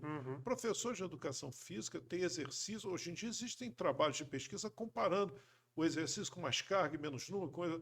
Então, biomédico, fisioterapeuta. Outro dia eu estava, não sei quem falou, de um complemento qualquer aí, nutricional, sabe? Melhora a cognição. Eu li um artigo científico, o artigo tinha tantos erros que não dá para... Na época agora da pandemia, foi chocante. É isso que eu tocar agora. Rapaz, olha, se as pessoas soubessem ler criticamente artigos científicos, 80% da polêmica que eu... A polêmica é tão grande que as pessoas chamam de evidência científica sem nem saber o que os políticos que não sabem nada de nada. É o puro achismo. Não, os médicos também zero. Não, aqui existem, veja bem. Para começar, evidência, se for no dicionário, evidência é aquilo sobre o qual não resta a menor dúvida. Então, nem é um bom nome, com todo respeito ao pessoal que labuta na área da evidência, medicina baseada em evidência, eu nem acho um bom nome. Por quê? Você tem um artigo que diz, por exemplo, que o remédio X diminui a mortalidade da Covid, já que você está falando. Aí você tem um artigo Y dizendo que o remédio X aumenta a mortalidade da Covid. São Uhum. duas evidências científicas. Sim. Os dois são artigos, Exato. teoricamente. Uhum. Mas um dos dois deve estar errado, pois se um diz que a mortalidade diminui, outro diz que a mortalidade aumenta, aumenta. um dos dois obrigatoriamente está errado. Uhum. E aí o sujeito me procurava e disse assim, mas qual dos dois está certo? Eu, de coração, Uhum. é fácil identificar isso, mas, poxa, eu acho que isso tinha que fazer parte da formação. Sim. Todo mundo tinha que saber isso. Sim, exatamente isso. Tá entendendo? E mais, hein? Eu já hoje em dia, eu tô até mais radical. Eu acho que, inclusive, não médicos. Uhum. Então, por exemplo, não se espante se daqui a pouco advogados estejam fazendo. Uma das maiores autoridades em medicina baseada em evidência, da Oxford, eu fiz um curso com ele, David Numa. Uhum. Eu fiz um curso não só com ele, mas com o Luizinho também, brasileiro, Raquel Riera, gente que sabe muito disso no Brasil. Eles fizeram um curso de como ensinar a medicina baseada em evidência. Então, todo mundo que estava ali sabia a medicina baseada em evidência, mas esse curso é de uma iniciativa Oxford Brasil. Uhum. Então, veio esse sujeito de Oxford, alguns brasileiros, como dar aula disso. Uhum. Eu tenho minha maneira de dar aula, mas aproveito, fiz o curso excelente, diga-se de passagem, e tive a oportunidade de conhecer, aprofundar meu conhecimento Pessoas. com o Luiz Fontes, com a Raquel Riera. Gente, a Raquel Riera de São Paulo, maravilhosa, sabe muito, muito mais do que eu. O Luizinho também sabe muito mais do que eu. Mas, enfim. E o David Numa não é médico, não é da área de saúde. Uhum. Ele ensina medicina baseada em evidência. Ele Sim. não é medicina baseada em evidência, é prática Prática médica e da saúde baseada em evidência. Então, daqui a pouco vai ter advogado fazendo Sim, curso não. disso e vai chegar e vai começar a. Pacientes daqui a pouco vão Não, chegar. Doutor, erro médico. o senhor me passou aqui para tomar vitamina D, Uhum. alegando que eu não vou ter mais fratura. Onde é que o senhor viu isso? Ah, não, no blog, na diretriz. Cara, as diretrizes são, muitas vezes, eu participei de diretrizes. Sim. Hoje em dia já tem muitas que não. Mas na minha época, assim, reuníamos nós que entendemos do assunto, dávamos uma olhada na literatura e o mais sênior dava o martelo final, vamos fazer isso. Sim. Isso não é baseado em evidência científica. Hoje vai virar uma pessoa analfabeta. Quem não souber ler um artigo Totalmente criticamente, sobretudo na área de tratamento, Isso. quando um livro sai, Léo, a parte do tratamento dele já está desatualizada há 4, 5 Totalmente. anos. Sai todo dia artigo. Por exemplo, vitamina C. Tem anúncio. A televisão, o jornal, o novo tratamento. Uhum. Sabe, você vai ver, não é nem ensaio clínico. Uhum. Então, você não saber, por exemplo, qual o delineamento adequado para avaliar um tratamento, não saber qual o dele, como. Às vezes, os autores precisam publicar por uma série de motivos. Uhum. Série de motivos. Ele, muitas vezes, distorce o resultado. Sim. Ele, muitas vezes, frauda o resultado. Ele, muitas vezes, comete erros metodológicos, nem por má fé, mas por erro mesmo. E eu quero aproveitar, então, esse gancho que você colocou sobre produção acadêmica. A gente viu muito na questão do Covid. Inclusive, pessoal, Dr. Marcos tem um curso que é imperdível, imperdível. Um curso online, tá? Não tem nem desculpa de deslocamentos aí. Curso online. Se que acompanhou até aqui, além de dar o like aí no vídeo, vá até a descrição desse vídeo, clique no link que está acostado ali nessa descrição, que vai ser direcionado ao curso online Dr. Marcos Conte, onde você vai aprender de uma forma passo a passo sobre a leitura crítica descomplicada científica, né? Então, o nome desse curso é Leitura Científica Descomplicada. E por que esse nome, né? Porque uma das coisas uma coisa é isso que eu falei, você analisar, avaliar, analisar a metodologia, o delineamento está certo, se o resultado está certo, essa coisa estatística está certa. Isso é o que parece difícil, mas não é. É bem simples. Mas tem uma outra coisa, é entender o que está escrito. A maioria das pessoas, colegas, me dizem o seguinte: Marcão, eu parei de ler o artigo no meio porque eu não estava entendendo o artigo. Por quê? Porque é como se eu falasse aqui, se eu citasse para você aqui um poema de Fernando Pessoa. Você conhece todas as palavras do poema, porém, você não vai conseguir interpretar o que ele está querendo dizer porque você não sabe de literatura. Então você precisa, às vezes, de um professor de literatura para traduzir o que Fernando Pessoa quis dizer. Eu me lembro, às vezes, tem uma música de um grupo chamado Skank, que tem uma hora que ele fala assim, sei o que, seu vestidinho preto indefectível. Aí eu perguntava para os alunos assim, você gosta dessa música? Gosto. Pô, legal. O que quer dizer um vestidinho preto indefectível? Ninguém sabe dizer o que é. Todo mundo conhece a palavra, todo mundo conhece a expressão, mas o que é um vestido preto indefectível? Qual é o problema quando você fala? É porque ele está usando uma linguagem... Dá o Google aí, hein? Dá o Google aí. Você não está usando sempre. É como um sujeito que estuda inglês para ler artigo médico e vai ler o jornal. Ele não consegue entender o que está escrito no jornal, Sim. porque são expressões diferentes. Totalmente diferente. Então, a linguagem científica é um idioma próprio dos pesquisadores. O pesquisador... Eu sei que isso aconteceu comigo. Quando eu fui fazer esse curso que eu falei, como ler artigo científico, ele botava lá os artigos e eu ia acompanhando. Pô, mas isso aqui é fácil. Ele, agora que ele ensinou, não erro mais uma. E pá, as ferramentas. Quando eu saía dali, que eu ia interpretar o artigo, eu não conseguia. Sozinho eu não saía, só com ele. Bom, não posso levar ele comigo, né? Eu tenho que... Desculpa, por quê? Porque eu não entendia a linguagem científica. Por quê? Porque eu ainda não era pesquisador, eu era um médico assistente. Eu era um médico que atendia paciente, como a maioria dos médicos, a maioria dos fisioterapeutas, dos nutricionistas, a maioria não é pesquisador e nem quer ser. Porque se quiser vai ser. Não tem dificuldade nenhuma, é apenas uma carreira diferente. Sim. Mas como tudo, tem um linguajar próprio.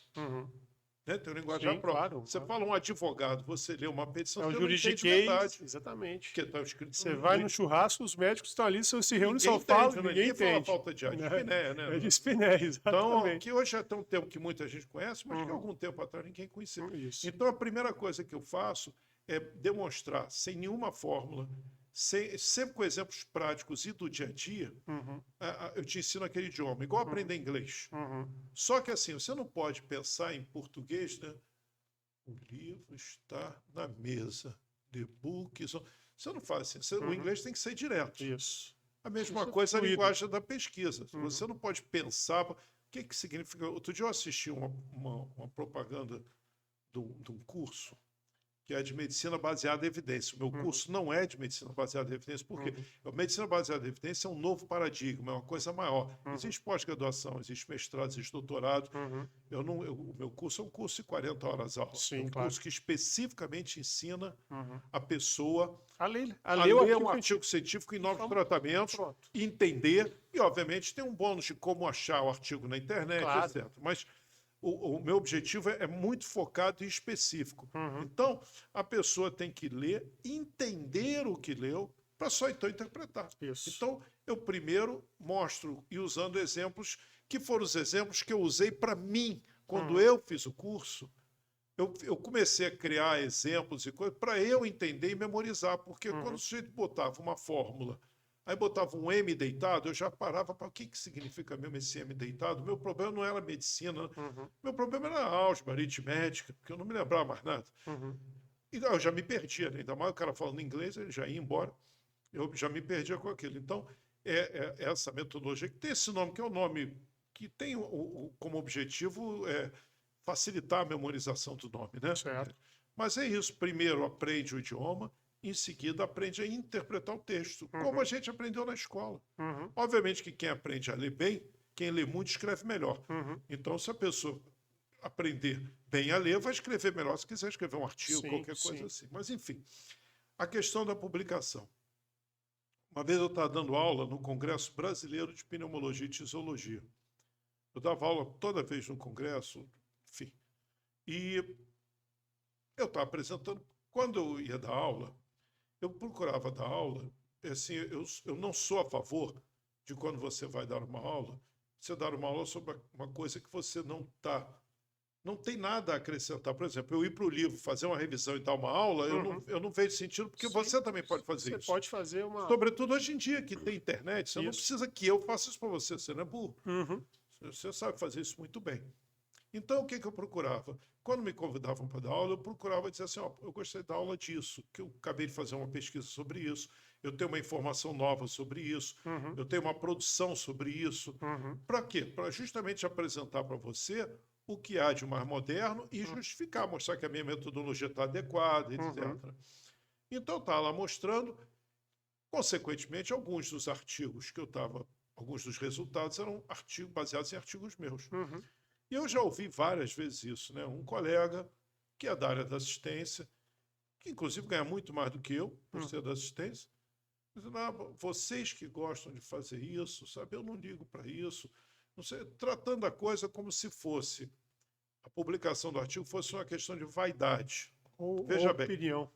vaidade, eu tenho vaidade, mas eu não conheço pessoas que não tenham. Uhum. Existe o exagero da vaidade, que é uma doença, mas até então, óbvio que eu fico envaidecido de publicar um artigo numa revista importante. Sim, claro. Mas não era o meu principal motivo, porque a carreira acadêmica precisa de publicação para você subir.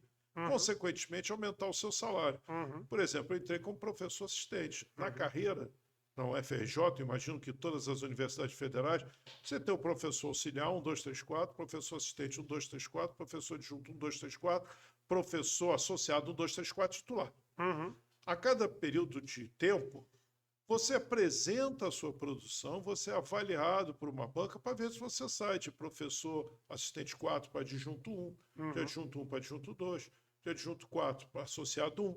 A cada passo acima, você tem um ganho pecuniário e aumenta também o seu poder junto aos órgãos de fomento. Sim. Então, quando eu peço dinheiro ao CNPq para fazer um projeto de pesquisa e o CNPq não me remunera, o dinheiro é exclusivo para pesquisa, quanto maior a minha publicação na área, maior a chance do CNPq Ser aprovar. aprovado. Tá entendendo? Eu era pesquisador do CNPq, eu ganhava Eram as ferramentas de fomento que você meu tinha trabalho. Exatamente. É minha profissão. Isso. Assim como é a profissão do sujeito no consultório, telefonar para o paciente, ou dar o telefone para o paciente. Aí. Eu não dou telefone para o paciente, porque eu não tenho pesquisa. São coisas diferentes. Eu não acho que nenhuma dessas duas carreiras seja menor ou maior. Nada. São carreiras. Absolutamente, são carreiras. Exato. Eu, inclusive, cometi o erro de... Eu fiz muita assistência ainda, o que me facilitou a vida como pesquisador. Mas me atrapalhou, porque eu até hoje estudo que nem um maluco. E hoje eu vejo o novo perfil, ou melhor, o perfil do novo médico não é como o meu. Sim. O novo médico, ele quer uma vida com maior qualidade. Não, ele quer uma vida com maior tempo para ele mesmo. E eu não estou dizendo liberdade que ele está errado. Não, liberdade geográfica. Mas a minha formação foi outra. Isso. Então, a questão da publicação, tanto é que é publique ou pereça. Porque se você não publicar, a sua carreira como pesquisador fica estagnada. Então, nós conseguimos verba, por exemplo, o FDA fomentou esse ensaio clínico nosso, que são publicados na Lancet, em $1 milhão. Se você não tiver artigo nenhum, não tiver produção, ele não vai dar esse dinheiro. Um parênteses aqui. A gente falou sobre plano de carreira do pesquisador, a questão da vaidade. A questão da vaidade é a cerejinha do bolo só, mas já ficou muito claro que para obter o seu crescimento de carreira e o fomento é necessário a produção acadêmica seriada. Ponto. Lógico. Né? Número 2, nós tivemos também aí o surgimento de uma pandemia até então desconhecida pela população em geral, que também levou uma produção em massa de pesquisas clínicas, ensaios clínicos realizados aí para serem interpretados, como você colocou como um exemplo aí, mortalidade de um lado, mortalidade e melhora do outro, dos índices de mortalidade, né? E essa pressão por publicação, seja ela da carreira, seja ela do fomento, seja ela da questão da vaidade e seja ela também pelo desafio técnico-científico de novas infecções surgidas, né?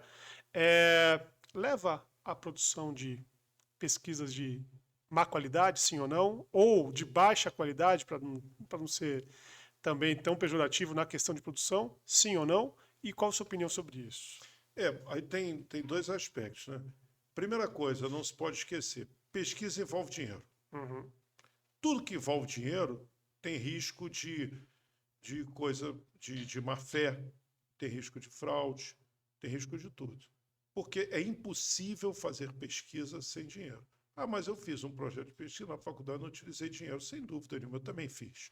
Esse mesmo do Sky induzido lá no fundão, eu fiz, porque era apenas um aparelho que nós pegamos, o doutor Rupa me deu de presente. Mas, assim, não é a regra para pesquisas mais potentes, sobretudo para novos tratamentos. Alguém Sim. tem que estar por trás. De uma forma geral, uma indústria farmacêutica. Sim. Eu nunca trabalhei com a indústria farmacêutica, e não porque eu não queira, porque eu não gosto, porque eu tenho alguma restrição.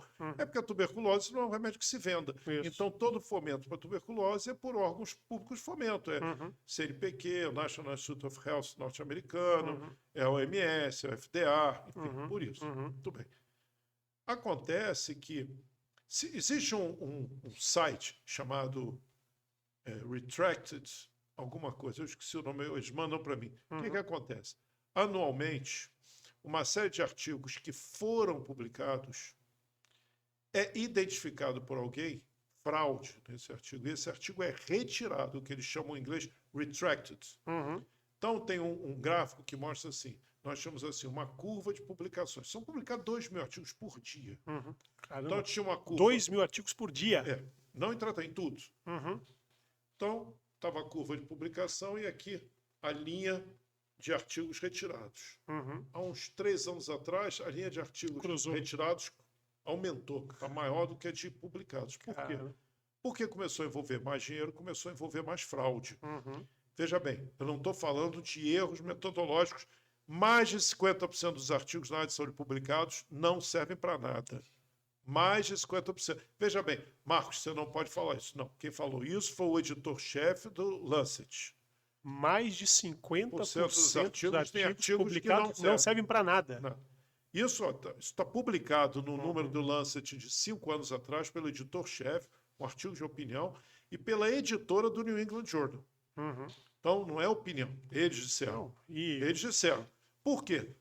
Primeiro, os artigos, às vezes, aquele projeto de pesquisa tem um tamanho amostral que não permite chegar àquela conclusão. Tem erros de delineamento, tem erros de análise, tem o que nós chamamos de spin. Quer dizer, dá um resultado, você dá uma mexida no resultado para dar a impressão que ele tem um valor que ele não tem. E ainda precisa ter a fraude. Eu tenho uma lista que eu não sei de cor, mas eu botei num slide que eu dei aula, e não é crime, porque está publicado num artigo médico, o nome de pesquisadores que fraudaram, o dinheiro que eles arrecadaram e o que aconteceu com eles depois.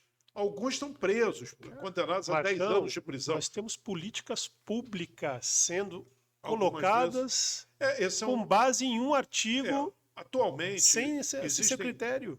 Existem pessoas hoje muito sérias estudando isso. Sobretudo um grupo lá de São Paulo, etc., que estão justamente se reunindo e fazendo propostas de como o pessoal da Anvisa, por exemplo, eles são muito sérios na avaliação desse... a nossa Anvisa, como o FDA norte-americano, é muito rígida, tá? São muito rígidos nessa avaliação. Eu mesmo, pelo Conitec, eu já fui consultor para avaliar, porque como eu era pesquisador do CNPq, a Conitec às vezes chamava para avaliar coisas. Sim. Só que uma coisa é um remédio ser aprovado, tá? Outra coisa é o uso desse remédio. Eventualmente, o artigo tem um erro metodológico e aquilo, por exemplo, nem sempre é fácil identificar um erro metodológico maior, nem sempre é fácil, dependendo por exemplo, vinho. Eu adoro. Você tocou no nosso assunto. Pois é, eu tenho que tomar cuidado com o que eu vou falar, porque isso pode decepcionar muitas pessoas. Os artigos científicos que dizem que vinho faz bem à saúde são estudos observacionais. Não tem valor nenhum. Sim. Uma outra coisa. Os artigos que dizem... Eu quero falar isso com muito cuidado para não ser mal interpretado. Certo. Os artigos que dizem que a vacina contra a gripe diminui a mortalidade de idosos são observacionais. Então, eles não resistem a uma análise um pouco mais profunda com relação à diminuição da mortalidade de idosos. Vou te dar um exemplo. No Canadá, um dos artigos. Fizeram uma campanha numa cidade qualquer lá do Canadá, ou no Canadá ou da Dinamarca, não me lembro. Um país com um sistema de saúde muito bem organizado. Fizeram uma campanha, vacinem-se. Todo mundo com mais de 60 anos se vacine. Algumas pessoas se vacinam, outras não. Passado algum tempo, eles iam nos hospitais e todo mundo que internava com um quadro de gripe forte que evoluía para pneumonia e eventualmente morria, eles perguntavam: o senhor tomou vacina? Sim ou não? Então eles verificaram nesse estudo que as pessoas com pior prognóstico e que haviam morrido mais não haviam tomado a vacina. Conclusão: quem toma vacina morre menos e tem uma melhor evolução. Só que não foi um estudo de intervenção randomizado. O que é um estudo de intervenção randomizado? Eu seleciono 1.000 pessoas, as 1.000 vão tomar vacina ou placebo a partir de um sorteio. Não fui eu. Esse não, as pessoas são convidadas. Quem quiser vai tomar vacina e quem não vai. Quem é que vai tomar vacina? Normalmente é o coroa como eu, que sou coroa, estou com quase 70 anos, que caminha, controla a pressão, controla a glicemia, evita beber mais de um dia por semana, não procura diminuir o peso, toma todas as vacinas que existem, propostas, existentes, que vai ao médico de 6 meses, faz exame. Quem é que não toma vacina? O sujeito está pouco se lixando para a própria saúde. Então você tem aqui um viés de seleção. Isso quer dizer que a vacina para gripe é ruim? De jeito nenhum. Todos têm que tomar vacina para gripe e eu tomo, para prevenir gripe. Eu não posso, com este trabalho, dizer que a vacina da gripe diminui a mortalidade. Por quê? Porque tem um viés de seleção. É o que nós chamamos de viés de saúde. Quem procura tomar a vacina já é quem se cuida mais. Sim. Então, o governo norte-americano gastou milhões de dólares com vacina e eu acho que está certo, tem que gastar bilhões, como o brasileiro também. Todo mundo tem que tomar vacina, sim, tem que investir nisso, sim. Mas dizer que o motivo para isso é porque ela diminui ou reduz a mortalidade por todas as causas, no meu ponto de vista, não é possível. Você não pode falar isso porque não existe evidência que comprove isso. Não é compulsória. Se fosse compulsória, seria um outro estudo. Não, você teria que... Por quê?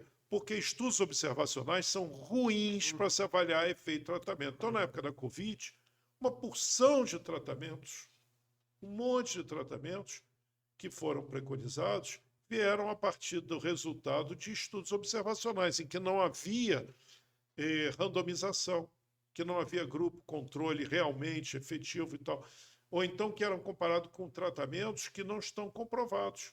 Você, quando compara um tratamento, você tem que comparar ou com nada ou com um tratamento cujos resultados você conhece, porque senão você não sabe qual melhorou e qual piorou. É fundamental ter um grupo controle.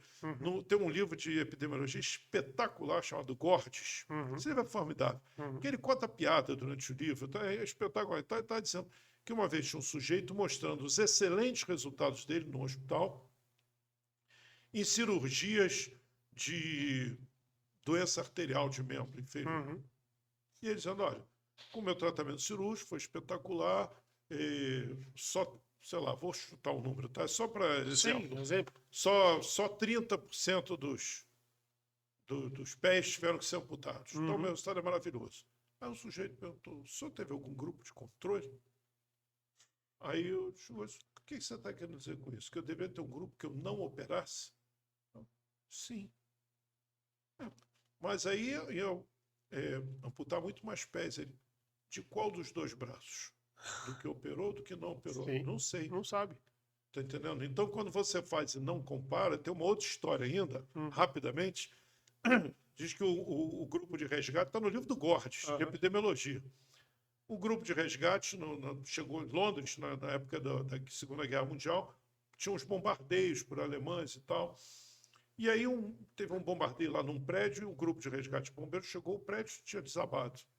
Só que eles, tirando os escombros, ouviram alguém chamando e tinha um inglês, um senhor, deitado na banheira e, surpreendentemente, sem nenhum arranhão. E a banheira incólume no solo. Era um prédio desse 2 ou 3 andares. Aí ele estava assim, em choque. O senhor está bem? Eu acabo de presenciar a coisa mais extraordinária do mundo. O que foi? Eu terminei de me lavar. Quando eu puxei o negócio que continha água, o prédio todo acabou. Então, o acaso é o maior inimigo do pesquisador. Se você não soubesse que uma moeda tem cara de um lado e coroa do outro, Se eu jogar a moeda a primeira vez, der cara. Jogar a segunda vez, der cara. Jogar a terceira. É possível que eu jogue 3 vezes a moeda der cara 3 vezes? É possível. Lógico que é possível. Aí você simplesmente pode se convencer. Exato. Ô Marcos, a moeda só tem um lado cara. Sim. Não tem outro coroa. Por acaso. Então, tem que se tomar muito cuidado, porque o acaso, né, e o erro sistemático, chamado viés, o erro que eu introduzo no momento que eu escrevo o meu projeto, no momento que eu conduzo o meu projeto, no momento que eu analiso o resultado do projeto, no momento que eu concluo o meu projeto, são os inimigos da pesquisa. Se você... não existe nada mais anti-ciência do que você apreciar um texto e não questioná-lo, não analisá-lo. A ciência, isso é dito por filósofos antigos, não sei se Aristóteles, se Platão, dizer que você tem que questionar. Você tem, eu já esbarrei nesse microfone algumas vezes, comprovando a minha descendência italiana. Eu estou fazendo um estudo observacional aqui, mas não vale de nada. Comprovando minha descendência italiana, minha ascendência italiana. Enfim, então, você tem que... eu acho, hoje em dia, inaceitável que um médico... Eu não estou dizendo isso para fazer meu curso, não precisa fazer meu curso, está cheio de cursos. Vai fazer formação em medicina baseada em evidência, se vira, mas você tem que saber o que você está... Você não pode simplesmente pular a parte de metodologia e ir direto nas conclusões, sabe por quê?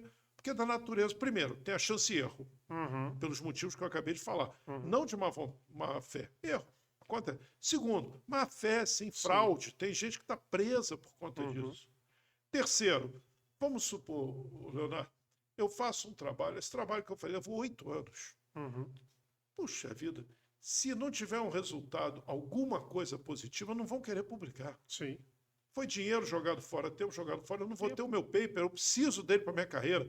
Não estou dizendo que eu vou mentir, mas eu vou dizer, eu vou dar uma mexida no resultado para que você, e sobretudo o revisor do artigo, veja algo de positivo. E eu não estou mentindo, tem algo de positivo, só que esse algo de positivo não tem aplicabilidade no meu paciente. Cá entre nós, para mim, enquanto médico assistente, enquanto nutricionista, enquanto fisioterapeuta, enquanto profissional da educação física, enquanto odontólogo, o que interessa é o que eu posso usar no meu paciente, meu amigo. O resto é papo para o pesquisador. Então, eu estou cansado de ver sessões clínicas e as pessoas apresentando ensaio clínico de fase 2. O que é o ensaio clínico de fase 2? É uma prova de conceito. O ensaio clínico de fase 2 é um ensaio clínico que eu mostro que aquele conceito tem grande possibilidade, é seguro, tem grande possibilidade daquele remédio funcionar. E, consequentemente, eu vou fazer um ensaio clínico fase 3, que é aquele que, se der certo, o remédio vai ser aprovado. Qual o meu interesse, enquanto médico assistente, de ler um artigo de fase 2? Nenhum. Zero. Zero. A não ser monetário. A não ser que eu seja pesquisador, que eu seja um curioso e que eu tenha tempo sobrando. Não. Você falou que tem muita gente pegando essas informações pelo meio do caminho. E já levando elas a mais sério do que podem. Exatamente. Elas ainda não têm, não estão erradas, mas elas ainda não têm a robustez científica para serem utilizadas no seu dia a dia como uma novidade. Então, eu acho que, fora questões sentimentais, o maior bem que nós temos, não estou falando de família, fora isso, nós, sozinhos, é tempo. Até minha saúde, eu preciso de tempo para fazer exercício, para tomar. Então, tempo é o meu maior bem. Eu não posso me dar o luxo de perder tempo. Então, eu tenho que saber, eu acho, primeiro, saber procurar artigo na internet. O sujeito fica lá procurando, acha 1000 artigos, mas não dá. Como é que eu vou saber qual que eu... Tem que saber, você tem que chegar a 10, 15 artigos que você precisa. Só que nesses 10, 15, provavelmente vão ter informações conflitantes. Se você não souber ler e analisar isso, você vai ler 15 artigos, não vai conseguir ler tudo, vai perder um tempo danado, vai encher me perdoe o termo chulo, vai encher o saco. Quer saber? Ô, Léo, o que você faz, hein? Vai perguntar para o seu amigo mais experiente que pode estar fazendo errado há muitos anos. Exatamente. Tempo. Hoje é assim. Eu vou ver o que o outro está fazendo. Eu sou idoso, então eu posso dizer, teve coisa que eu fiquei fazendo errado há muitos anos, até eu gosto muito de cavalo, né? Eu monto, todo final de semana eu monto. Há pouco tempo eu descobri que eu tinha um negócio que eu fazia quando eu montava errado, só que eu fazia há 15 anos, quer dizer, e pior, cansei de ensinar isso para os outros. Então você faz errado uma coisa há 15 anos, Exatamente. o fato de você fazer há muito tempo, e com todo respeito à experiência, e dos outros, até porque eu também tenho, Uhum. não significa que está certo. E Uhum. mais, experiência pessoal, por definição, é pessoal, Que ou é seja, pessoal. intransferível. Exatamente. Marcão, ó, e, pessoal, que não se inscreveu ainda no curso, tá lá na descrição. Eu tô no curso, se você vai ver lá, eu tô no grupo, ele vai te ser direcionado a um grupo, né? Eu acho assim, o médico, hoje na era de informação, Marcão, também olhando agora como consumidor do seu curso, tá? Na era de informação, como você colocou, eu não sabia desse número ainda, tá? De 2.000 publicações dias das mais variadas áreas do conhecimento. Mas e também colocando o Google, colocando os blogs, colocando as opiniões aí, as questões dos especialistas de internet, os gurus de internet, né? Então, assim, você tem que ter seu posicionamento, né? E para isso tem que ter uma metodologia, saber ler, não ser um alfabeto nessa área de informação, né? E o seu curso, como você bem colocou, não é uma graduação em medicina baseada em evidência, pelo Não, contrário, você já não. abriu para várias áreas do conhecimento aí. É leitura descomplicada de artigo científico. Né? Então, você Mais parabéns. especificamente em tratamento, que é o que mais assusta por Pois causa da é. Covid. Esse curso é consequência das inúmeras consultas que eu recebi durante a pandemia. E ali, como Inúmeras. você falou, o tempo, você com método, já fazer vários filtros, né? E você chega, e ainda você vai chegar num número impressionante de artigos, fora o que você já Não, descartou. não, vai ser um desânimo tão grande com as pessoas que. Eu dou esse curso há muitos anos, né? Sim, O que eu tive dificuldade foi passar de presencial para online. foi digital. Desde que eu voltei, uma coisa que eu aprendi que a melhor maneira de aprender é ensinar. Então, Uhum, assim que eu cheguei dos Estados Unidos, eu comecei a dar esse curso com seus mais variados formas e nomes. Mas eu agora peguei essa experiência de 25, 30 anos nisso e transformei em online, que foi muito difícil. uhum, Eu levei literalmente 2 anos uhum. e utilizei mais de 170 referências. Para estar tudo lá, quem for vai ver lá. Então, quando eu fazia esse curso presencialmente, a decepção dos alunos era assim, professor, meu Deus do céu, eu estava revendo aqui, pô, esse artigo que eu li não vale nada, aquele ali não vale nada, para que eu perdi? Dá um desânimo e fica aquela sensação de que eu estou criando um problema para a pessoa no início. Sabe? Uhum, Pô, você está querendo dizer, está tudo errado, então. Olha, uhum. não está tudo errado, mas tem muita coisa errada. E outra coisa que eu quero falar também sobre inteligência artificial agora, que se mal aplicada, vai virar uma era de desinformação. Ah, espetacular. Espetacular, porque Espetacular. você vê ali o pessoal põe no chat GPT, ele vai colocar um metadado, né, uma big data, vai pegar vários dados, como você falou, mas tem nesses vários Está cheio dados de dado aí, errado. exatamente, vai chegar extrema, se você não souber o prompt, colocar o que você vai solicitar ali, tendo uma base da sua leitura, Não, se você né? não souber. É igual calculadora. Se você não souber o que é o número um, o número 2, não adianta de nada. Existem vários softwares de estatística, né? Eu Uhum, utilizo alguns.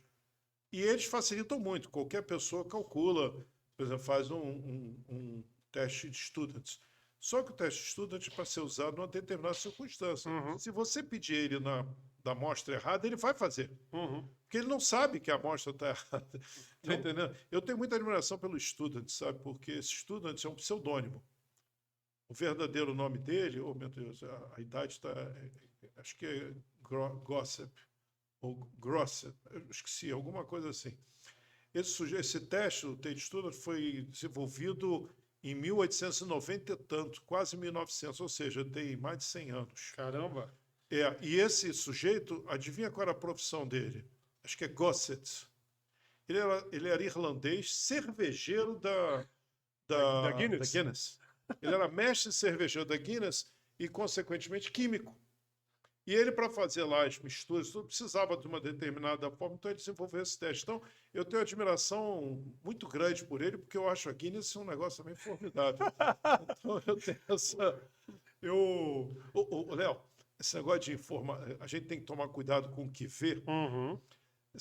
Posso te dar um exemplo de uma coisa que aconteceu comigo Mas muito deve, a interessante, casa que sua. fala não só de negócio do problema da observação, como o negócio da vaidade. Uhum. Como eu disse, eu trabalhava com o Dr. Chason. Uhum. Todo mundo que trabalhava com ele fazia questão de chamar ele de Dick Chason, né? Dick Chason. E ele é um sujeito de muito bom gosto, muito refinado. Quando nós íamos assim, nos encontrávamos fora do Brasil, ele sempre nos convidava para um jantar que ele pagava. Ele é muito bem sucedido, né? Então, nós, nesse congresso da Union, em Paris, ele nos chamou, a mim e outras pessoas, para um jantar num restaurante. Em Paris, era, Marcos, foram 4 meses antes para fazer a reserva, então o horário tem que ser respeitado. Eu marquei, sei lá, 8 horas da noite, muito certinho, acho que não, deixa comigo. Eu estava lá no hotelzinho, não no dele, né? Porque eu economizava o dinheiro, eu administrava. Estava no hotel. Ganhava em real ainda, né? Mas lá Era real? É real? Não, 94? Não, 90, eu comecei com ele, eu comecei com ele em 2000 eu fiquei Real. trabalhando com ele de 2003, era real, de 2003 a 2018, foram 15 anos. E aí eu estava, enfim, terno e gravata, tudo, fui de metrô. E com medo, eu sou extremamente pontual. Eu sou mais do que pontual, eu chego antes da hora. Como diz, você chegar na hora já está atrasado, né? Então é um defeito, um dos meus defeitos, porque eu perco isso não é defeito. Nós compartilhamos do mesmo. O jantar tá marcado. O Igão que fica puto. Nós marcamos 2 horas, chegamos, era o quê? 15, já começamos a gravar 15 para 1. Bom, enfim, o jantar, se eu não me engano, era 8 horas, e eu cheguei talvez 7h15, 7h20 no restaurante. E os restaurantes assim finos, eles não têm placa, não tem nada, tem uma porta, né, com o número. Será que é aqui? Eu inseguro, não querendo errar, né, abri a porta, bati, veio o sujeito, tem uma reserva, o nome Richard Chase. Pô, não, uma reserva é para as 8, não há problema nenhum. Só pode sentar no bar, tomar uma taça de vinho. Eu não tenho dinheiro para bancar o vinho ali, né? E eu fiquei, também eu achei um absurdo eu começar a beber vinho nas costas do quem me convidou, né? Acho que não. Aí veio o maître, o seu nome, meu nome ainda era Conde nessa época, ainda está na minha identidade secreta. Sim. Não, meu nome é Marcos Conde. Ele, não, o nome dele, vamos supor que fosse Pierre. Pierre, o senhor tem certeza, Monsieur Marquis? Ele fala, Monsieur Conde. Acho que não, faz o seguinte, eu vou conhecer aqui a região. Lá na frente tem um jardim, tem falou qualquer coisa assim. Eu sei que entre isso, já eram umas 15 para as 8, e eu fiquei constrangido de ficar em pé ali, né? Acho que não, eu vou. E aí saí, fui andando. Quando eu estava andando, veio na direção. Eu saí andando, o restaurante está aqui, eu saí andando para lá. Aí vem de lá um táxi, assim, uns 10 minutos, 5 minutos depois, com o Dr. Chase e os outros convidados. E ele para o táxi. Não, Marcos, é para lá. Sim. Ele pensou que eu estava errado. Sim. Aí eu cheguei, tudo bem. Eu voltei andando, né? Quando eu voltei, eles estavam de táxi, chegaram antes de mim. Estavam lá, não sei o quê. Logo que eu cheguei, veio o maître Pierre. Pierre, bonsoir, monsieur Conde. Ça va? Très bien, merci, et vous? Aí ele, você conhece ele aqui? Acho que o Pierre... Se falar velho que... conhecido. Aí o Pierre, juro por Deus, o Pierre se vira e diz assim, um dos nossos melhores clientes. Rapaz, capei com a noite toda. Ele ficou num nervoso, rapaz. Eu tenho testemunho, brasileiro. Fomos para dentro do restaurante e ele nervoso. Mas, Marcos, eu levei 4 meses, você não me falou nada. Acho que você não perguntou. E aí depois... Se fosse com o Pierrão, com o Pedrão aqui, pô. Mas aí, passados uns 5 minutos, obviamente, eu cheguei e disse, não, já contei, né? Eu cheguei aqui antes. Mas você vê, primeiro, a questão da imagem. Sim. A interpretação completamente equivocada, enquanto o incomodou, né? Não por nada, incomodou porque ele achou estranhíssimo. Vaidade, né? Mas uma das 1000 histórias engraçadas que eu tive convivendo com essa turma. Marcão, eu quero agradecer a sua vinda. Não só, obviamente, para vocês aí vai terminar agora, mas vai continuar se você se inscrever no curso Leitura Científica Descomplicada. Você vai adentrar o grupo do curso, vai também ter o prazer ali de assistir as mais variadas aulas ali. E os bônus histórias também, que eu conto algumas histórias. Eu vou ter o prazer ainda vamos jantar hoje ainda. Deus quiser. Né? Então, assim, muito obrigado pela sua vinda. Eu que agradeço. Obrigado pela amizade de anos, né? E hoje, obrigado pelo belíssimo exemplar de vinho que você me deu. Hoje vamos abri-lo. Aprendi isso também, que não tem hora para abertura. E você já deixou. Sigam também nas redes sociais do Marcos, vai estar na descrição. também no @medleo, vou deixar ali também as fotos da nossa gravação de hoje. E, pessoal, não custa nada o seu like, o seu compartilhamento, compartilhe para algum colega que faça total sentido. Não estamos falando só de questão médica, mas questão de saúde como um todo. Então, o próprio Dr. Marco já deu aí as mais diversas áreas aí como exemplo. Então, compartilhe esse vídeo, né, para quem deva ser o destinatário, e espero você no próximo episódio. Tchau, tchau.